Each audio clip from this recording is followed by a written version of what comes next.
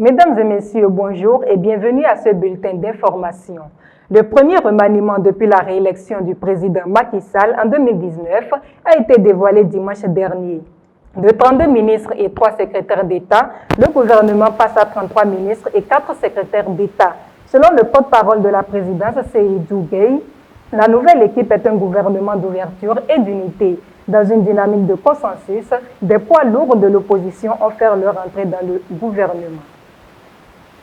Depuis le décès du professeur Iba Der Thiam ce 31 octobre à Dakar, des hommages lui sont rendus. Le chef de l'État Macky Sall a déclaré que 150 millions de francs CFA seront débloqués pour continuer le projet d'écriture de l'histoire générale du Sénégal, dont l'historien était l'un des principaux artisans. Le président de la République a également annoncé que l'université de Thiès portera désormais le nom du professeur Iba Der Thiam. Hors du Sénégal à présent, Alassane Ouattara a été réélu pour un troisième mandat avec 94,27% des voix. Ce sont là les résultats proclamés par la Commission électorale indépendante ce mardi. Pascal Afine-Guessan et Henri Konan Bédié, qui ont boycotté les élections, ont respectivement eu 0,99% et 1,66%. Quant à Kouadio Konan Bertin, il a obtenu 1,99%.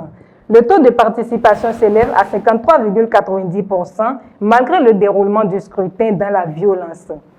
Les partis de l'opposition ont créé depuis lundi un Conseil national de transition. Ce dernier vise à préparer un nouveau cadre d'élection présidentielle juste, transparente et inclusive.